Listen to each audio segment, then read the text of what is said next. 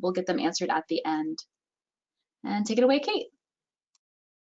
Hi, everyone. Thanks for being here. I'd like to thank Ivy Gocker, who is the library director at the Adirondack Experience Museum, and she's been there since 2016. Prior to that, she worked for 9 years at the Brooklyn Public Library, spending her last 6 in the library's local history and special collections department, the Brooklyn Collection. And she has a master's degree in library science from the Pratt Institute. Thank you, Ivy, for being here today. Hi, thanks for having me. So I'm just going to ask you a few questions.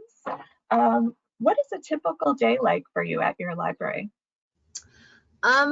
Well, so I'm the only librarian here. In the museum, we have like 33 year-round staff, but most of those people are working in the curatorial collection or making exhibits or doing public programming. So the library is just me, and I do, anything related to the library. So in any given day, that can mean cataloging books or cataloging archival collections, doing processing, doing a lot of digital file management because we've been scanning a lot of our collections in the last few years. So as we get more and more of those files, that becomes more and more of a job, is to kind of keep everything up to date and findable. I also do a lot of grant writing because we're always applying for state grants and foundation grants to support the library work. I do the library's budget and book ordering, and then we also get a lot of research and image requests, so I do all of that too. So on any given day, I usually come in with a plan for how I'm going to tackle all of these various things, and then as soon as I open my work email, that plan kind of goes out the window and I end up just sort of dealing with stuff as it comes. But another interesting thing about our museum is that we're only open seasonally. So on a normal year, we would be open from roughly from Memorial Day through Columbus Day. And so that's when, we open the doors to the public and we have people on campus every day. And then from Columbus Day through the following Memorial Day, we're closed to the public. And so the year can be, those different seasonal shifts dictate a lot of what I do as well, because in general, the winter is the time where I can get a lot of work done on our inventory or processing or, working on metadata. And then in the summer, when there's people here, it's much more public facing. So then I'm doing more like giving lectures and hosting tours of the library, and that's also when I get a lot more of my researchers coming. I can really relate to that as an academic librarian because we have, cycles based on the semester too, and definitely times where it's insanely busy and very public dealing, and other times where it's a little quieter, like in the summer. And I can really relate to what you said about the email. You come in with a plan, you get to work, there's the email, and then suddenly your plan is completely different because you have to put out all these fires and deal with all these various things that have come up, And I think all librarians can relate to that in some way. And it's funny how we're viewed as having such a quiet, peaceful job, but a lot of times it can be quite hectic. Right. Yeah, a lot of times I wish it was a quiet and peaceful job. But, right? Yeah, there's so much to do, Yeah, you always have to be responsive. I tried to be responsive to the person standing in front of me to kind of like prioritize that over maybe some of the stuff that's more working with the collections, because I think, well, a lot of our collections are hundreds of years old at this point. So they're not necessarily in a rush the way that, a person who's standing in front of my desk might be. So very true. That prioritization. Yeah. Okay, so can you tell us a little bit about the unique characteristics of your collections and services? Yeah, so I have a little slideshow for that. Thank you for putting that together. Sure. Can you see the images? I can, yeah. Yeah, so I am, as I said, the library director at the Adirondack Experience, the museum on Blue Mountain Lake. And so we are a museum that documents the history of the Adirondack Park, which is, if you look at a map of New York State, the Adirondack Park is a huge chunk of the very northernmost portion. It's about 6 million acres of a mix of state and private land, but it's a real wilderness at the top of New York State. And so we are dedicated to the history of the natural history of the park, but also mostly the way humans have sort of interacted with this wilderness through the years. And so as in the library, oh wait, let me show you some slides first. So this is this is an image of the museum in winter when we're closed, but it's unfortunate we're closed in the winter because it's such a beautiful time up here. But we always, it's so beautiful, yeah. We use our social media to push out photos of the campus in winter so that people can still see that. Let's see. And then this is what our part of our campus looks like, you know, when we're open and there's people here. So it's a really picturesque setting. This is the boat building, which is one of our major collections in the museum, is of the various kinds of boats that have been used on Adirondack waters. And then this is what our campus looks like now. I don't know if you can see the deer there, but I do, yes. Yeah. So in a normal year, the summer is, you know, the busiest time when we have people here, but because of the COVID pandemic, we've actually closed the museum to the public for the summer, which is, you know, sad for us, but an interesting side effect is that, you know, some of the animals of the park have just decided to take over. So it's so really cool. common to see deer on campus, like in the middle of the day. But so about our collections, the library collects sort of anything that's print related. All of the sort of objects and photographs goes in our curatorial collection. So I'm in charge of books and maps, ephemera, anything that's printed, and also manuscripts. So we have about, I think, 11,000 books in the collection, and they all deal specifically with Adirondack history. And an interesting sort of side effect of that is when this library was started, the librarian didn't use the Dewey Decimal System or Library of Congress or any sort of subject categorization. And I think the logic of that was that the subject was Adirondacks. So there was very difficult to differentiate within that. So even though our collection is mostly nonfiction, it's all just alphabetical by author, which can make for tricky researching sometimes because you can't go to a specific subject area.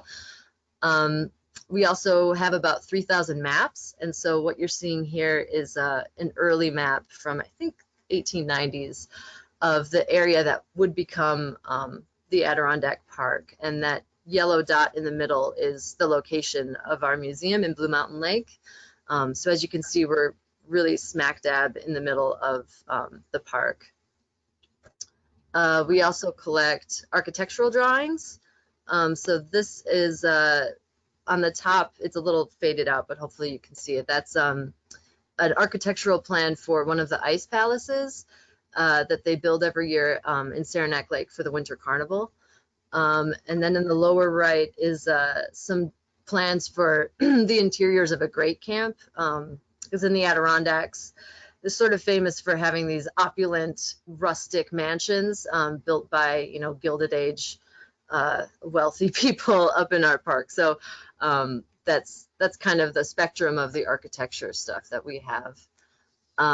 We also collect broadsides, and these are just a couple examples of, you know, a social ball in the small town of Newcomb in the 1890s. And then a big event that the Adirondacks are known for are the Winter Olympics that we had. So we have a lot of ephemera and posters and objects from the Winter Olympic Games in Lake Placid. And a lot of people know the Adirondacks because they came here for summer camps. So we have really large collections of ephemera relating to summer camps dating back into the 1800s. So these are just a few examples, and also lots of like souvenir booklets that people would buy in the Adirondacks. And then finally, we have not even some, we have a lot of manuscript collections. And these are, you know, range all over the place. We have a lot of collections that relate to the sort of political history of the park when the Adirondack park agency was created, and its forebears, so that's a lot of meeting minutes and government publications and notes from hearings. And then this is an example of a collection of diaries from a famous hermit who lived alone in the wilderness for decades. His name was Noah John Rondo. But we have a lot of collections like this that are diaries that people wrote while they were camping out or here on vacation, or going on epic hikes in the High Peaks region. And then we also, I don't have an image for this, but we collect oral histories of the park, and I think we have 200 or 300 of those that are in various stages of digitization. So some of them are still on cassette, some are still on reel-to-reel, but we've been working to get a lot of that stuff digitized. I love the handwriting and the little drawings, and just the notes like clouds, sunshine, moonlight, it's just like, it's cool to see that, and it's interesting the difference in the handwriting there too, Yeah, well, this guy lived alone in the wilderness, so I think he had a lot of time for doodling, maybe. But yeah, the diary collections are really, really great to see, because you do get a lot of people making sketches of maybe, beautiful mountain scenes, and then writing their recollections of what they did that day. So it's a really interesting window into how people vacationed through the years too. So yeah, the collections are really great in that light. So let's see here. So who are your main clientele, and what do they tend to ask for? Yeah, so I'd say the biggest clientele would be our own museum staff, because the people who make the exhibits, and then also our educators who work with school groups, they use the library all the time as they're developing these various, programming and exhibits and stuff like that. But then we also get a lot of historians and writers, people who are writing on, sort of the history of this park specifically, because it's an interesting mix of state-owned land and private land, and that's always kind of been a tension in the history here. So people write about that, or there's also environmental historians who we get here, people, kind of researching the various industries that we've had, because logging has been was very big here, and more recently, I guess, the tourism industry is sort of the bread and butter for a lot of the Adirondack Park. So yeah, we get a lot of writers who are working on projects sort of in those various veins. And then we get a lot of seasonal visitors, because there's a lot of people who come to the Adirondacks every summer as part of their, family vacation, or maybe they own a second home here. And so in the summertime, I get a lot of people who maybe they're just coming through, but they stayed at a really cool old camp and they want to learn more about that. Or I get a lot of remote requests from people from all over the country who maybe came to summer camp here when they were a kid, and they want a copy of a brochure from the camp that they went to. So there's kind of a lot of like nostalgia research that people do here, because they have such strong memories and connections to the time they've spent in the park. It's such a beautiful setting, and we were talking a little bit before we started the interview about my family and I just went there for our vacation over the summer, and it's so gorgeous up there. So I'm so glad that there's a place that records the history and the knowledge of the place. What kind of outreach or partnerships are you involved in? Well, the museum has a education outreach department, so we have staff that are going into schools all throughout the Adirondack Park, and then even like communities that border the park. So that's a way a lot of the library materials gets pushed out to students, because they'll come and do research in the library and share that. We also have specific partnerships with some of the various SUNY colleges that have like summer campuses here, or like summer programs in the park. So a few times a year, I'll have a group of college students come in who are researching some specific topic in Adirondack history. And because I'm the only librarian here, and because we are, we're very geographically isolated in this, in the heart of this huge park. So I've been really trying to connect more sort of with the professional library community, just so that I don't, become sort of lost in my own books here. So I work a lot with the Northern New York Library Network, which covers, the whole North Country region. And we share some of our resources onto their platform. So they have the New York State Historic Newspapers database that we've shared a lot of our microfilms newspapers onto, and then they're our portal to get onto New York Heritage, the digital collections site. So I'm trying to do more of getting our collections pushed out there, because in-house we use Past Perfect to organize our collections, and so that means we do have an online catalog, but it's kind of a silo. Like, it doesn't connect out to OCLC or to bigger networks. So I kind of have to do that work more manually to push our stuff out, because I think there's the risk that it's great to put our collections online, but you can't assume that people are going to come to you. You can't assume that they're going to find you. So I really try to share our stuff out as much as possible so that people can sort of stumble on it, even if they don't know about this specific museum. I was going to ask about New York Heritage. That's a great place for you to display your, what you have to offer. And hopefully this interview might get you some more attention from fellow librarians, because I think that's a big part of our audience for these Briefinars. Right. Yeah.